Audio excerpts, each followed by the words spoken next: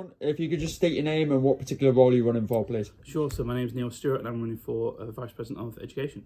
Superb. What drew you to the particular role, Neil? I've had previous experience in working in terms of the education sector, so I've been college rep twice, or part-time officer as it's now called. I've been Education Council Chair, and I've been Programme for 3 years as well. Superb. Dream scenario, what's the big aim if you were to succeed in the role? Big aim is to get more investment into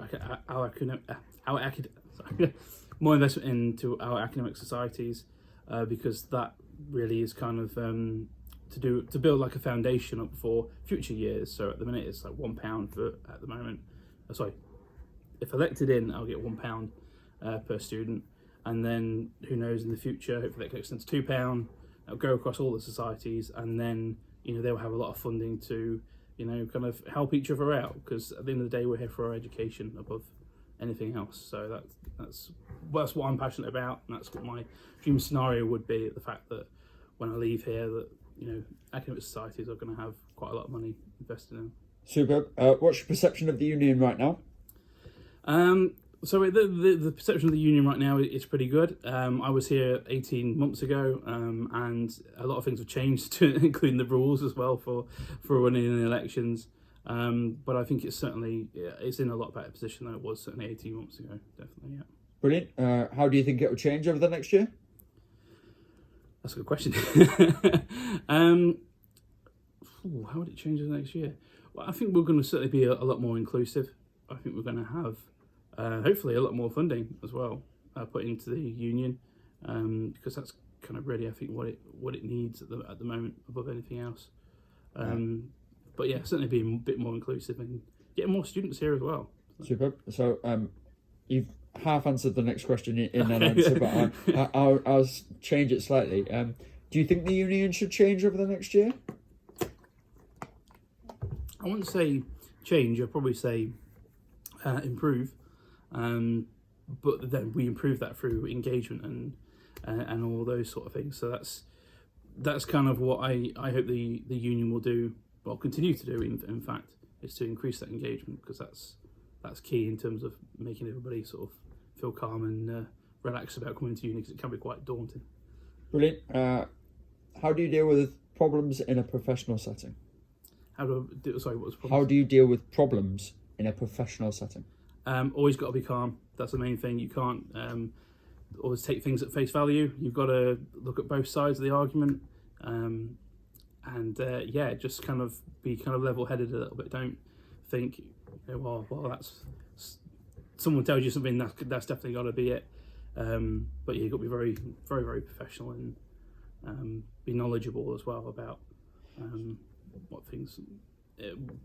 whatever's occurred. Super.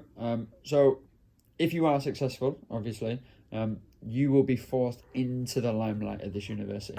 Your name, your face will be on every poster that's around here. Yeah. How would you deal with that limelight?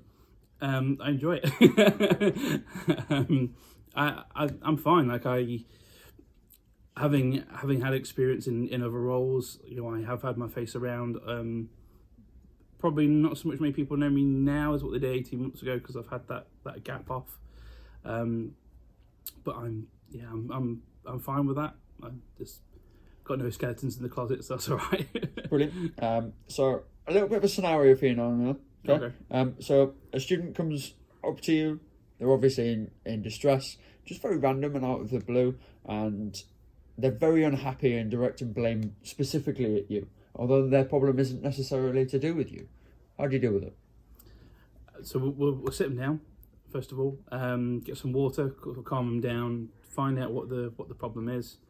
Certainly if it is directly at me, I'll probably get somebody else from the union just to sit in, someone who's impartial, someone who's, who probably knows both of us, but and then just help and support that student. But it really depends on the situation, to be honest, and what exactly is the actual problem in terms of how to deal with it. But the majority of the time it'll be just calm them down, get them in a room somewhere, find out, talk it out, let them get everything out there. Because I always think it's better if if you've got grievances or anything like that, just to say it out, say it as it is. and then work around a solution to try and find a solution to the problem. Brilliant. In your particular experience, what's the key to developing a good team? Communication, definitely. Communication is key, and also good work ethic, making sure that everybody gets on well with each other. And sometimes I can assume that, especially if people are running on a slate and there's somebody else who probably is an outsider, if you like.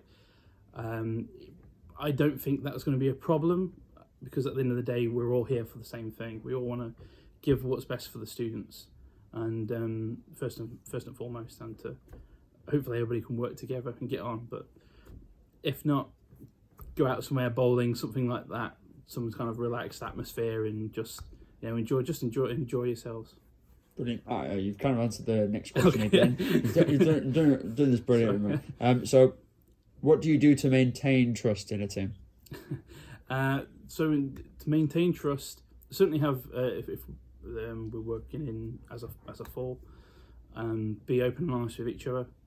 Honesty is the best policy, as they always say, because realistically, if you find out somewhere down the line that someone has forgot to say something, and it comes up, it could kind of cause a rift, and that's the last thing we want. We don't want a rift between the people that we are working with. We don't want a rift between the students and the people that are working. So yeah, that's trust. Trust is a big thing. Like, I take a lot of things.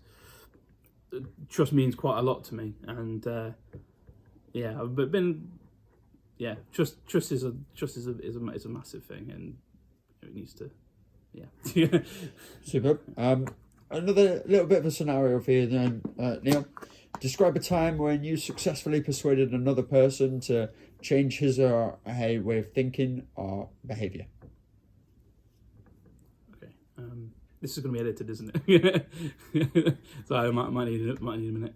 Can you just go through the question again? Yeah, no, of course. So describe a time when you successfully persuaded another person to change his or her way of thinking or behaviour. Okay.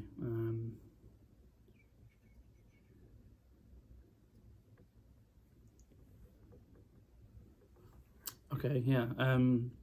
So there was an instance when I was college rep, between other representatives, and it was sorry. Take time now. Sorry, that's really, so yeah. That's something that bit.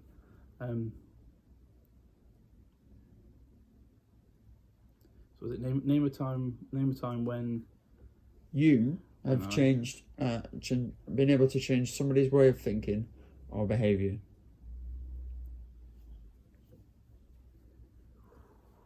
Okay. Okay. Yeah. Yeah. So when I was college rep, one of the things that I wanted to make sure, one of the manifesto points, to do, is to make sure that everybody knew who a part-time officer was and college rep. Sorry, it's a bit confusing trying to get those two to go. To a part-time officer and program reps. And in one of these meetings, when I mentioned to them about giving everybody cards, there were a couple of people that kind of laughed at me. These are people that are higher up. These people who are heads of departments. And I sort of said, why did you laugh at that statement? And they simply just said that they think it was silly, that they didn't think that students really sort of cared in that in terms of who the program rep is and who the college rep is. And I turned around to them and said, well, being a college rep and being a program rep, you get a lot of feedback from students about changing courses, about things that they're unhappy about with in general, like if Panopto's not working or something like that. And it's important to know who it is, so they know who is a leader in that area. So a leader of business, for example, business studies, business management. So then they can take it to the people in their college rep, and then their college quality enhanced committee that they sit on.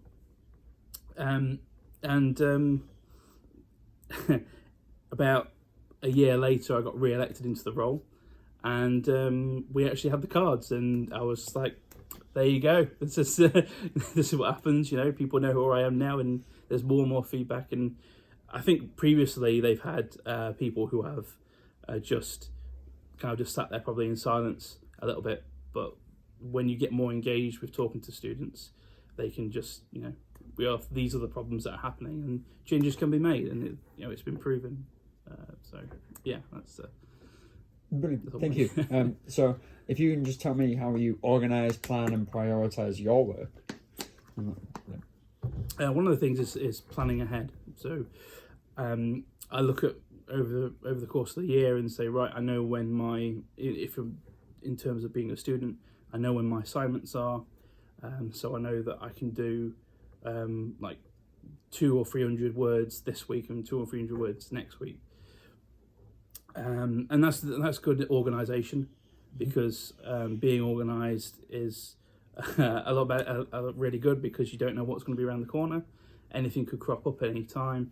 So in terms of being organised, I plan ahead quite a bit.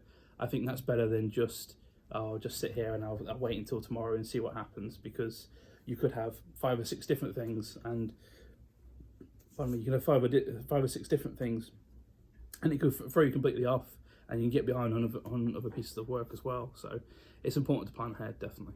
Okay, I think giving back previous answers in this interview and everything like that, we already know the answer to this next question. But okay. What takes precedence here at the university, education or community? Sorry.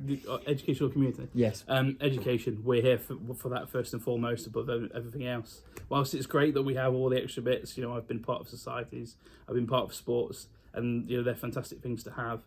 But first and foremost, we are here for our education, and everybody can get a first. It's not impossible, Sometimes it takes other people, a bit longer, but we can achieve it. And any support that we get for our education is only going to be a positive impact for now and for the future. Brilliant. And finally, how do you sell your ideas to other people?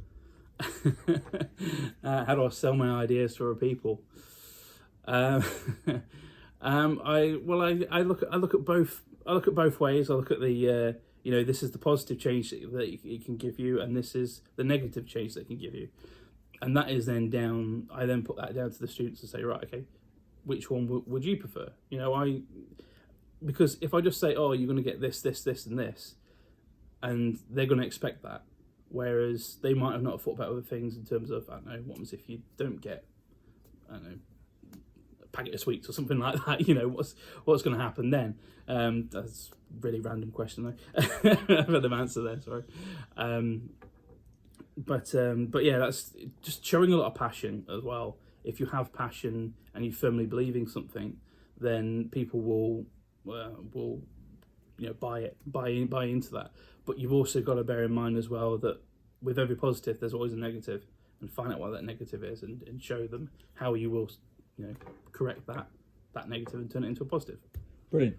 You'd be glad to know that they're the serious ones. You can take a breath now. You can take a breath. Everything's fine. I feel pressure. My heart is pounding out my chest right now. Breathe just a little bit. Take a sip of your water. Just relax. These ones are, as I said at the beginning, they're a little bit goofy. They're a little bit relaxing. Just to make sure that when you go out, you can relax and you can go, yeah, this was brilliant. This was a great experience. Okay. So first and foremost, what's your favourite word? Favourite word? Probably said that quite a lot in this in this interview. What's your least favourite word? Oh, I don't think I can say that. Keep it PG for us, please. No, keep it PG. Crap. There you go. Maybe that's a swear word. No. Yeah, we can have that. What sound or noise do you love? What sound or noise do you love? Sound or noise? Wow. Okay. Sound do I love? Right, it's quite a random question.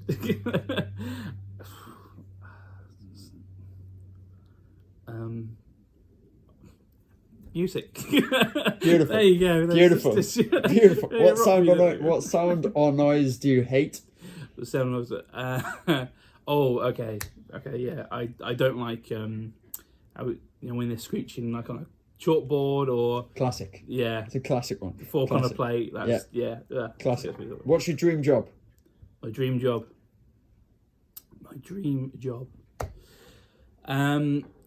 Overall, this is gonna sound a bit.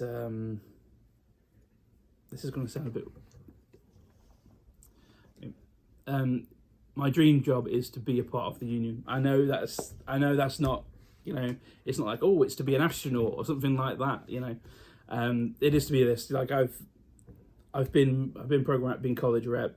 I ran in the elections 18 months ago as well for president, and I know that I can make change, and I just want to see it at the table, and it's proving to be quite difficult to do at the minute. So fingers crossed.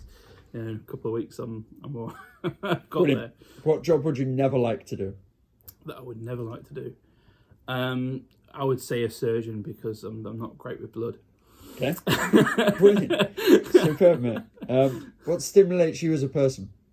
Stimulates me as a person. Why do I answer that one? That's like what makes me happy. Yeah. Okay. What makes me happy? Well. What does make me happy? I would just kind of being, this is going to sound a bit sad, but kind of being a little bit the centre of attention. Like, I like people to come to me and just be like, oh, hey Neil, how are you doing? That kind of stuff. That kind of makes me feel good about myself. Knowing that I've had a little bit of impact on that person, or a great impact, who knows? But yeah, certainly people knowing who I am makes me feel quite good, and also praising me as well. Everybody likes praise in their workplace. So.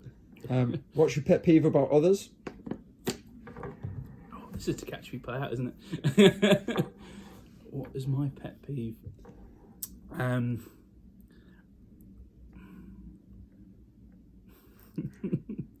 Okay.